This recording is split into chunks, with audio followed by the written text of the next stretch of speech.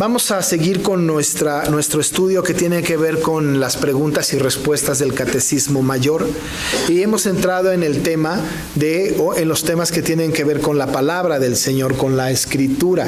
¿Qué es la Escritura? Hemos hablado de que la Escritura es palabra de Dios en el Antiguo y en el Nuevo Testamento. La semana pasada hablábamos un poco, hicimos un análisis de algunos conceptos. Hablamos de tres cosas: de la revelación, de la inspiración, y hablamos de los atributos de la palabra. Al respecto de la revelación, dijimos que había una revelación general y una revelación especial o particular, que es la Escritura, lo que nos acerca pues al tema de la palabra. Al respecto de la inspiración, revisábamos que la inspiración es hecha por el Espíritu Santo, pero que hay tres corrientes que habría que estudiar o que había que tener en cuenta: la inspiración mecánica, la inspiración dinámica y la inspiración orgánica. Y hablamos de que la mecánica y la orgánica no son buenas, no engañan, son mentira. La mecánica habla de que el hombre fue violentado en su voluntad y sin querer hacerlo escribió un texto sagrado influido por el Espíritu Santo. Hablamos acerca de la inspiración dinámica, que tiene que ver con que el hombre no tomó en cuenta el Espíritu Santo y de acuerdo a sus características escribe un texto que luego se volvió sagrado. Y la inspiración orgánica, que es de la que creemos, que tiene que ver con que el Espíritu Santo inspira a los hombres y mujeres que inscriban la palabra, inspirados por el Espíritu Santo, respetando la autonomía, la suficiencia de las personas, su cultura, su idioma, su idiosincrasia, y de esta manera orgánicamente el Espíritu Santo, siendo rector, director de esto, inspira a estos autores para que escriban la palabra. Rechazamos la inspiración desde el punto de vista de la mitología griega, las musas. Rechazamos la inspiración desde el punto de vista humano, en donde nosotros decimos: mi novia, mi esposa, mi esposo, mi novio, me inspiraron mis hijos. Rechazamos esto. Hablamos de la inspiración siendo el objeto de la inspiración o el que origina la inspiración el Espíritu Santo. Así que hemos hablado de esto también. Y finalmente hablamos de los atributos de la Escritura, asunto sumamente importante gracias o debido a lo que hay en nuestro ambiente teológico actual, ¿no? Dijimos que la Biblia era inerrante, era infalible, era inmutable, perspicua y suficiente. Comentamos un poco de cada una de ellas dos, de estos atributos, y dijimos: esta palabra de Dios para nosotros es la verdad absoluta. En ese sentido, hablamos de esto, tanto el Antiguo como el Nuevo Testamento, y contemplamos todos los libros de la Biblia. Esto hablamos la semana pasada. Pero ahora nos vamos a la pregunta 4 del Catecismo, que leeré y que también leeré su respuesta. La pregunta 4 del Catecismo dice: ¿cómo se manifiesta que las Sagradas Escrituras son la palabra de Dios? La respuesta, según el Catecismo, es que las Escrituras manifiestan por sí mismas ser la palabra de Dios por medio de su majestad y pureza, por la armonía de todas sus partes y por el propósito de todo su conjunto, el cual consiste en dar toda la gloria a Dios por su luz y poder, para convencer y convertir a los pecadores, para consolar y edificar a los creyentes para la salvación. Pero el Espíritu de Dios, dando testimonio con y por medio de las Escrituras en el corazón del hombre, es el único capaz de persuadirlo plenamente de que ellas son la verdadera palabra de Dios. Esta es la respuesta ante la pregunta. Vamos a ir tocando solamente tres secciones o tres afirmaciones que están en la respuesta. La pregunta está a manera de interrogación, las respuestas son afirmaciones. Debo de mencionar que vale la pena mucho que nosotros pudiésemos tener a nuestro alcance un documento que surgió en 1978 en Chicago. Este documento se llama la Declaración de Chicago de 1978. Esta declaración surge por un grupo de personas reformadas, como nosotros somos reformados, para ir a favor o en un sentido apologético, es de defensa, para hablar acerca de la inerrancia de la Biblia. Este documento que habla de la inerrancia de la Biblia tiene un sentido apologético. También está a base de preguntas y respuestas. Hay 19 afirmaciones y 19 negaciones. Es un documento que vale mucho la pena tener. Está ahí, está escrito por este grupo de teólogos de Chicago, está comentado por el señor R.C. Sproul y tiene un gran contenido defendiendo la inerrancia. Es muy importante. Hoy día no hay nada más importante en la agenda de la iglesia que reivindicar la Escritura, que traer la Escritura a los púlpitos cristianos y que se entienda por todos los creyentes que no hay autoridad encima de la Escritura, que la última palabra siempre la tiene la Escritura. Es algo muy importante y que nosotros como iglesia presbiteriana Dios es Amor tengamos como una declaración de fe al respecto de la Escritura. Este es nuestro documento que rige nuestra vida por completo. Ya habíamos hablado, es nuestra única norma de fe y obediencia según está establecido en nuestros cánones. Así que entonces valdría la pena acercarnos a este texto. Yo lo tengo, de hecho lo tengo aquí conmigo, no acá arriba, pero está conmigo y se lo puedo mostrar al final al que quiera. Y no sé si podemos sacar copias, pero podemos comprarlo. Entonces es un buen documento que vale la pena tenerlo en nuestras bibliotecas. Pero una cosa es hablar de la inerrancia y de la veracidad de la Escritura, pero otra cosa es hablar de la pregunta que hace el catecismo y que supongo que es una pregunta que tiene que ver con lo que se preguntaron aquellos que hicieron el catecismo.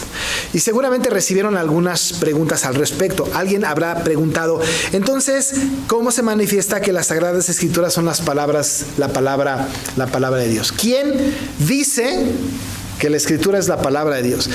¿Qué autoridad dice que la Escritura es la palabra de Dios? Para que nosotros podamos entender esto, estamos en una complejidad, porque para cada asunto hay algo que lo sustenta, que lo dirige o que lo manda. Cualquier cosa, cualquier ciencia, cualquier disciplina, hay algo atrás. Cuando hemos hablado de esto, hemos utilizado las frases causa y efecto. Para todo hay una causa, para todo efecto hay una causa. Para todas las cosas, todo lo que nosotros tenemos, algo lo causó. Cuando vemos todas las cosas que algo lo causó y nos vamos atrás hasta la creación, nos damos cuenta de que el único que no es causado por nadie o por nada es Dios. Así que a Dios nadie lo causó, Él se causa a sí mismo, nadie lo creó, ese existe desde siempre. Si nosotros afirmamos que nadie causa a Dios y que existe desde siempre, entonces la Escritura, creada por Él, inspirada por Él a través del Espíritu Santo, debe de ser un asunto que no se ha causado. Cuando hablamos de que no hay causa, algunos pueden pensar, y entonces los escritores, ellos fueron la causa de la Escritura, ¿no es cierto? Porque ellos la escribieron. De hecho, vamos a las cartas paulinas y encontramos yo, Pablo, y no sé cuánto. Pablo, apóstol de Jesucristo, y dice algo. Decimos, Pablo causó la carta a los Corintios. Pablo causó la carta a los tesalonicenses. Pedro causa la carta o crea la carta a los expatriados. Entonces así nos vamos, ¿no? Moisés al Pentateuco, etcétera. Y podemos nosotros encontrar en los hombres esto. Pero esto sería insuficiente y limitado para hablar de la Escritura. La pregunta sigue en pie: ¿cómo se manifiestan las Sagradas Escrituras? O que las Sagradas Escrituras son la palabra de Dios. La primera respuesta, que es muy importante, y en la primera afirmación que dice la confesión, el catecismo, es que la Escritura se explica, ¿no? Y la Escritura se manifiesta por sí misma. La primera frase de la respuesta dice: las Escrituras manifiestan por sí mismas ser la palabra de Dios por medio de su majestad y pureza. ¿Quién autoriza la Escritura para que sea la palabra de Dios? La respuesta es la Escritura misma. No hay otro documento. La Escritura misma manifiesta que la Escritura es palabra de Dios. No podemos entrar en el debate respecto de que no se puede ser juez y parte, ¿no? Así como la Escritura declara de sí misma. Es como si yo les dijera de mí mismo algo. Yo no puedo dar testimonio de mí mismo. Alguien tendría que hacerlo. Pero la Escritura, sí, siendo inspirada por el Espíritu Santo, a quien nadie causó, podemos afirmar con toda seguridad que quien manifiesta que las Sagradas Escrituras son palabra de Dios es la Escritura misma. Eso tiene que ser suficiente. Hoy en la mañana, en la clase de escuela dominical que tengo a mi cargo, hablaba yo de algunas doctrinas que tienen que ver con el concepto de la suprarracionalidad. Es decir, aquello que es suprarracional. Lo suprarracional no puede ser entendido por la lógica humana. No puede ser. Una doctrina suprarracional es, por ejemplo, la Trinidad. ¿Cómo? Por más analogías que queramos y tengamos, no es comprensible a la razón y a la lógica humana. No es comprensible. El nuevo nacimiento lado es suprarracional. ¿Cómo lo podemos comprender y explicar? Nicodemo se topó con eso, ¿no es cierto? El Señor le dijo, tienes que nacer de nuevo. Y él pensaba que Jesús se refería a entrar al vientre de su madre otra vez, ¿no? Es suprarracional. ¿Cómo se explica la regeneración? ¿De qué manera? Tiene que ser un convencimiento espiritual para el hombre natural. Esto es, dice Pablo, locura. Pero nosotros, los espirituales, discernimos espiritualmente. Y esta verdad de que la Escritura da testimonio de sí misma es suprarracional, pero los que somos regenerados, creyentes, esta verdad la discernimos espiritualmente. La discernimos espiritualmente. Pero ¿cómo la discernimos? Necesitamos que la Escritura nos lo diga. Y en el Salmo 119 encontramos nosotros en todos sus versículos una referencia directa a las Sagradas Escrituras, ¿no es cierto? Ahí hay verdades absolutas. Es el libro más grande de la Biblia y en él se ocupa prácticamente todos sus versículos, menos 4, para hablar de las Sagradas Escrituras, en diferentes sinónimos: estatutos, caminos, sendas, ley, decretos, de muchas maneras. Pero ahí se habla de las Sagradas Escrituras. 2 versículos llaman la atención en el Salmo 119 que confirman que la palabra da testimonio de sí misma, de que es la palabra de Dios.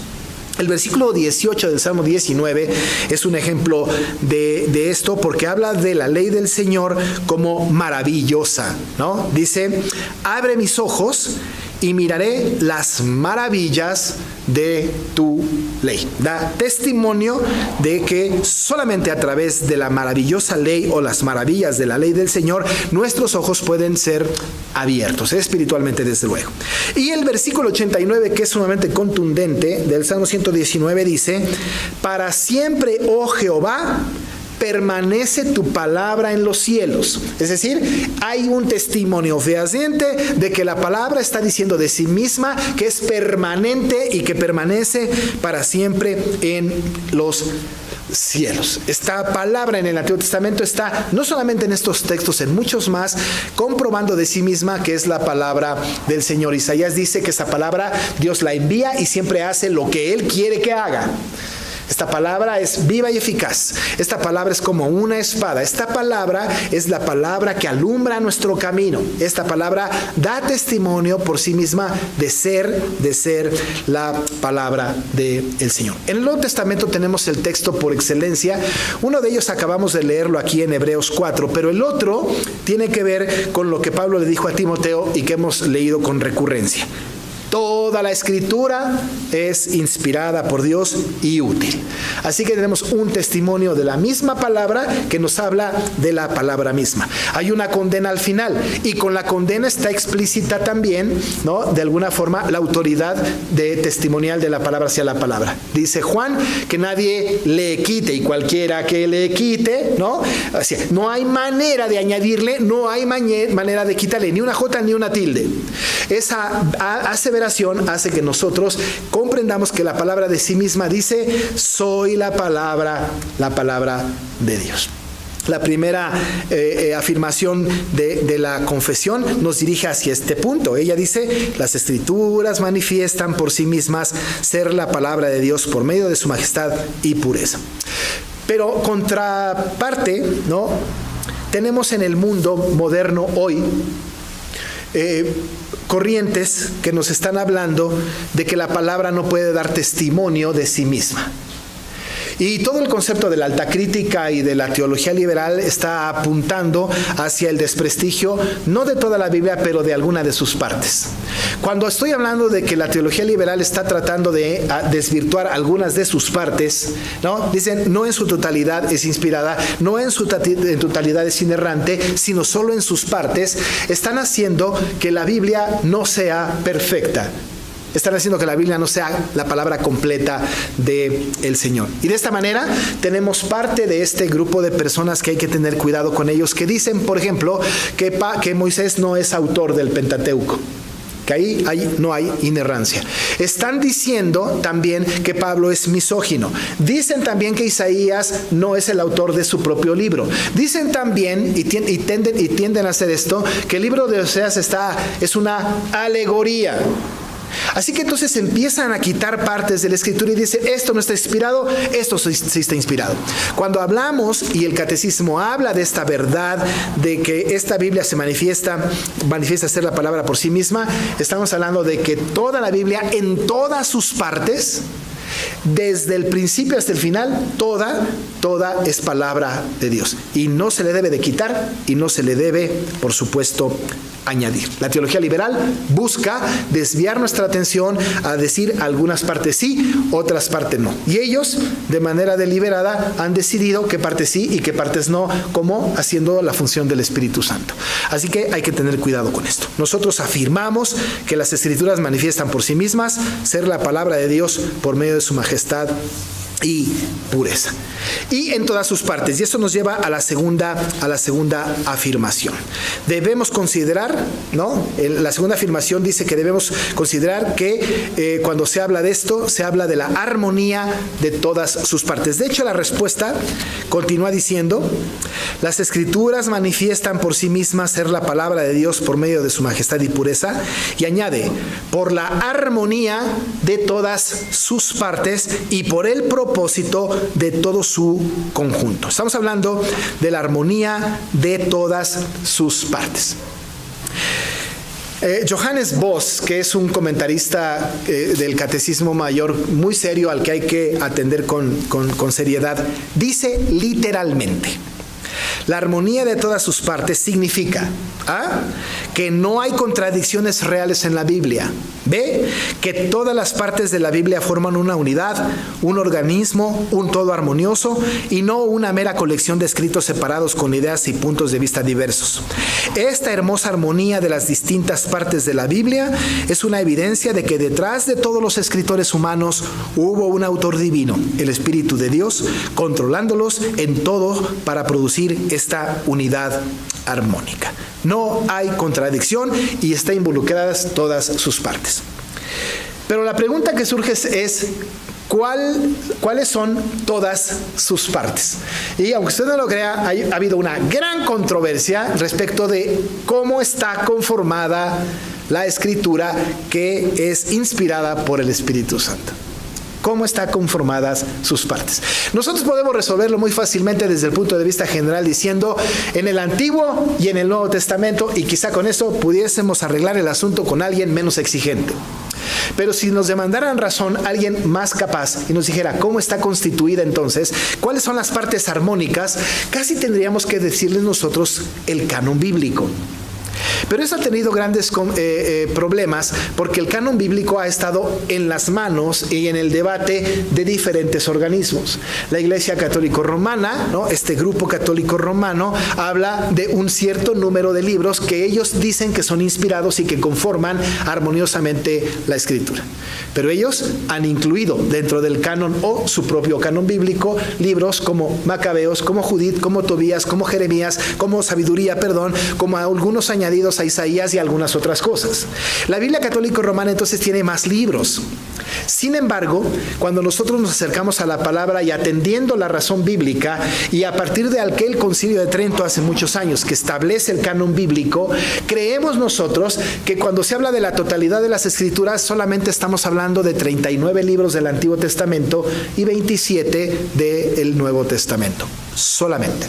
Cuando hablamos de aquellos 39 libros del Antiguo Testamento, estamos hablando del Pentateuco, de los libros históricos, de los libros poéticos, de los profetas mayores y de los profetas menores. Todos en conjunto arman el canon del Antiguo Testamento con 39 libros que no repetiré. El Nuevo Testamento está conformado por los Evangelios, por un libro histórico, por las cartas paulinas generales dirigidas a una iglesia, por las cartas paulinas pastorales dirigido a individuos y por las cartas universales que no escribió el apóstol Pablo y que están dirigidas también a una comunidad como los expatriados, por ejemplo, ¿no? O como la prometida de Juan. Así que estamos en esto. Y el último libro del Nuevo Testamento es la profecía del Nuevo Testamento, que evidentemente sabemos que es Apocalipsis. Cuando hablamos de estos 39 y 27, conformamos un grupo de libros que son 66. Estos 66 libros en armonía trabajan, juegan en armonía para hacer una verdad y solo una verdad absoluta. y solo una verdad absoluta con un solo propósito único. Estos 66 libros, no otros. ¿Cómo fue que conformaron estos 66 libros? ¿Qué es lo que tomaron en cuenta para la conformación de este canon? ¿Fue caprichoso? ¿Se hizo por una votación democrática? No, se hizo atendiendo el principio bíblico de que cualquier cita en el Nuevo Testamento, cualquier idea que cite en el Nuevo Testamento el Antiguo Testamento, todo lo que se cita en el Nuevo Testamento del Antiguo, esos libros citados deben de estar en el canon. Y usted se llevaría una sorpresa leyendo el Nuevo Testamento, los 39 libros del Antiguo Testamento están citados en el Nuevo Testamento. De alguna manera, una narración, un texto, una referencia, 39 libros citados. Para que un libro del Antiguo Testamento estuviera canonizado, debió haber sido mencionado en el Nuevo Testamento. Esto no pudo haber sido al revés, ¿no es cierto? El Antiguo Testamento no pudo haber citado el Nuevo Testamento. Pero el Nuevo Testamento tiene una condición. Todos los libros del Nuevo Testamento deben tener como centro de su palabra a Cristo. Igual el Antiguo, tipificado en el Antiguo, cumplido o anunciado en el Nuevo. Si un libro de la Biblia no anuncia a Cristo, entonces no puede ser parte del canon. Y la tercera condición es que no debe contradecirse un libro con otro. Por eso, el catecismo habla de un concepto de armonía, porque la armonía significa que no hay contradicción. Todo trabaja armoniosamente. Por eso cuando yo insisto mucho en la teología bíblica, hablo de la metanarrativa, hablo de la teología del pacto, estoy hablando de que la Biblia es completa y armoniosa. Cada historia de la Biblia va concatenando, se va uniéndose, se va encadenando para formar una verdad absoluta que tiene su culminación hasta el libro de Apocalipsis. Trabaja la Biblia, según esta versión, según el catecismo y lo que creemos, de manera armónica. Hay pues 39 libros en el Antiguo Testamento, 27 en el Nuevo Testamento. Hay 40 autores diferentes en la Biblia, y el escrito tardó 14 siglos, 1400 años, entre Moisés y el apóstol Juan aproximadamente. Estamos hablando de esto. Estos datos los saco del comentario de Johannes Vos, que nos habla de esto y él lo averiguó de una manera muy puntual. Así que estamos hablando de 40 autores y estamos hablando de 14 siglos, como si fueran generaciones en Mateo o algunas de Crónicas. 14 siglos. Si cada siglo son 100 años, estamos hablando de que la Biblia se escribió en 1400 años. ¿Qué cosa, no? ¿Y saben qué es lo más curioso? Es el mismo autor. Es el mismo autor, el Espíritu Santo, que inspiró, el mismo que inspiró a Moisés, inspiró a Juan para que escribiera el Apocalipsis. Y alguna vez dije, cuando el Espíritu estaba inspirando a Moisés, ¿no sabía lo que iba a venir en Apocalipsis? Claro que sí, por supuesto. Pero inspira a Moisés y va inspirando a cada autor para llegar a la consecuencia que Dios mismo había establecido desde antes de la fundación del mundo. Por eso creemos que el control de la humanidad, lo que quedó ayer, lo que hay hoy y lo que habrá mañana, está completa y absolutamente decretado, programado, establecido, dicho por el Señor. Nada le sorprende. Y quien nos anuncia esto es la Biblia. Así que en esta segunda afirmación estamos afirmando que la Escritura manifiesta por la armonía de todas sus partes y el propósito de su conjunto, que es palabra de Dios. Pero ¿cuál es el propósito de la Escritura? Es el mismo que el nuestro, ¿no? Es el mismo. Nosotros tenemos un solo propósito, el único, el divino, pues, glorificar a Dios. ¿Cuál es el propósito de la Escritura? El propósito de la Escritura es la gloria de Dios, que Él sea glorificado. Luego nos instruye a nosotros, pero la intención es que Él sea glorificado. Y la tercera afirmación que tiene la Escritura, como hemos leído, es que dice que por su luz y poder convence y convierte a los pecadores. Eso dice la respuesta del catecismo, ¿no es cierto? Para convencer y convertir a los pecadores. Esta es la otra afirmación. La Escritura se manifiesta como la palabra de Dios porque convence y convierte a los pecadores. Esta es una afirmación puntual. No hay salvación sin la Escritura.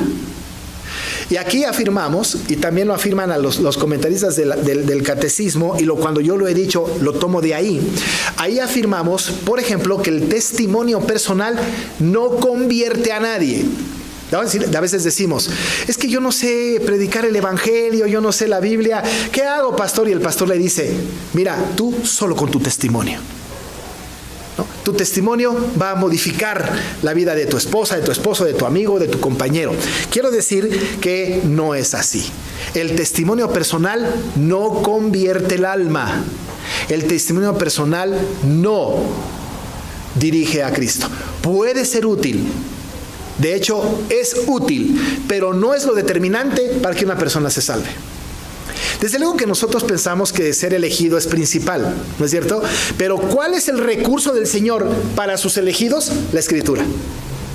¿Qué recurso utiliza el Señor para llamar a sus elegidos? La Escritura. Y solo la Escritura. De tal manera entonces que la Escritura es útil, como dice el apóstol Pablo. Pablo a Timoteo le dijo que había sabido las Sagradas Escrituras, las cuales te pueden hacer sabio para la salvación, que es en Cristo Jesús. ¿Cómo un hombre normal conoce de Cristo? ¿Por la revelación general? Ya dijimos que no. Ya dijimos que no. El hombre conoce a Cristo por la revelación especial, solo por la Escritura. ¿Cómo saber que Cristo es Dios? ¿Por la revelación general? No. ¿Por el testimonio de alguien? No. Lo sabemos porque la Biblia lo dice. ¿Cómo sabemos que existe la regeneración, la santificación, la glorificación, la justificación, la adopción y todo esto? ¿Cómo lo sabemos? ¿Porque alguien nos lo dijo? No, porque la Escritura lo ha dicho. De tal manera que esta afirmación está diciendo que la Escritura convence y convierte a los pecadores. Quizá por eso Pablo a los romanos les dice en el capítulo 10, verso 15, cuán hermosos son los pies de los que anuncian la paz, de los que anuncian las buenas nuevas. Y las buenas nuevas son las Escrituras. Y más adelante, 2 versículos adelante, hace la afirmación que es totalmente contundente. Así que la fe es por el oír, y el oír por la palabra de Dios. La afirmación del catecismo es que no hay manera de salvarse, a menos que haya sido uno escogido, por supuesto. Pero ¿cómo instrumentó Dios nuestra salvación? ¿Cómo la pone a nuestro alcance? A través del llamamiento eficaz. Pero utiliza la Escritura. Utiliza la palabra. Y esta palabra predicada es la única que puede traer a salvación a las personas que el Señor ha elegido. Si alguna persona hace una declaración de fe y no está involucrada en la Escritura, es una declaración falsa. Porque la Escritura es el único medio que el Señor utiliza para la salvación. Pero ustedes me preguntarán, ¿y qué hay de los lugares en donde la Escritura no ha llegado? ¿Qué hay de aquellos antes de que la Escritura fuera establecida y que no escucharon el Evangelio? Que no la tuvieron. El apóstol Pablo habla a los Corintios y diga que cuando venga lo perfecto, y lo perfecto vino, y para nuestra generación, a partir de que se cierre el canon, esta es el vehículo único para la salvación. Pero ¿qué hay con los otros? ¿Qué hay con los que no tienen la Escritura? Dice la palabra del Señor que Él ha puesto en el corazón del hombre natural su ley. Así que para aquellos que no tienen acceso a la Escritura, la ley está escrita en el corazón. Y Él es suficientemente capaz, y es incomprensible. Otro asunto suprarracional, Él puede convertir a las personas por la ley grabada en el corazón, siempre y cuando jamás haya tenido acceso a la Escritura. Pero hoy en el mundo occidental y en el mundo oriental, en el mundo en términos generales, la Escritura está al alcance de todo el mundo. Al alcance de todos. Hoy nosotros tenemos que creer que solamente a través de la Escritura es que hay salvación. Solamente una buena película, un mar precioso, un testimonio precioso no trae salvación a nadie. Solo la Escritura. Y el catecismo lo afirma. Convence y convierte a los pecadores. Además, como dice, consuela y edifica al creyente. Por eso el apóstol Pablo dice que un verdadero pastor es aquel pastor que es capaz de edificar, exhortar y consolar. No por su elocuencia, no por su capacidad, ni por su preparación, sino porque toma de la Biblia la exhortación, la edificación y el consuelo.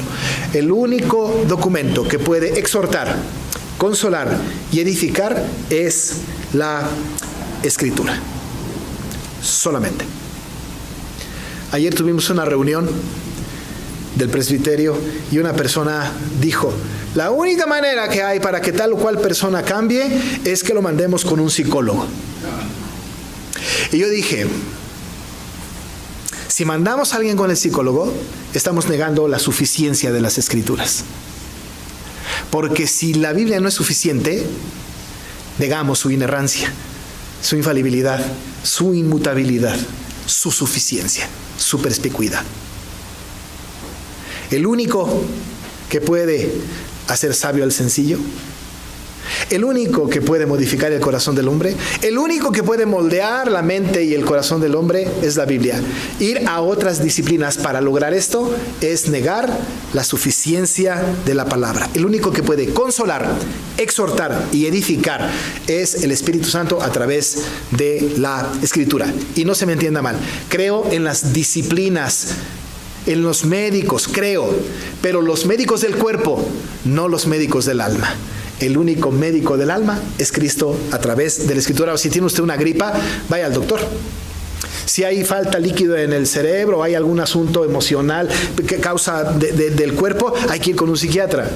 Pero cuando no se trata de un asunto físico, más bien es temas del alma, no lo cura el psicólogo. Hay que venir a la Biblia, que es suficiente. Completamente suficiente. Es capaz, como dice la respuesta, de consolar, de edificar y de exhortar. Esta Escritura da testimonio de sí misma de que es palabra de Dios. En una parte, no, en todo su conjunto. 66 libros, 39 del Antiguo, 27 del Nuevo. 40 autores, 1400 años de escritura, mismo autor. Este sirve para traer al hombre pecador a la salvación, y solamente es este libro el que es capaz de traer a los hombres y a las mujeres a la salvación. Es suficiente para sus propósitos y tiene como propósito la gloria de Dios. Es una enseñanza simple, ¿no? Pero qué importante en nuestros tiempos. Vamos a orar. Amoroso Señor, estamos delante de tu presencia pensando en que frente a nosotros tenemos un documento maravilloso, inspirado por el Espíritu Santo en todas sus partes, que trabaja armoniosamente para cumplir el propósito de la gloria de tu nombre, la única que nos puede hacer sabios para la salvación, la única que nos puede edificar, exhortar o consolar, la única que determina los asuntos del alma y los asuntos de todas las cosas. Creemos que estos 66 libros fueron inspirados por el Espíritu Santo. Creemos que la Biblia da testimonio de sí misma de ser tu palabra. Creemos que ella es suficiente para que nosotros podamos encontrar tu voluntad para lo que quieres que hagamos. Gracias, porque tú, Señor, moviste a estos hombres para escribir estas verdades y transmitirlas a un pueblo que tanto necesitaba de entender esta verdad. Trabaja con tu pueblo, Señor, no solamente aquí, en todos lados, en el nombre de Jesús. Amén.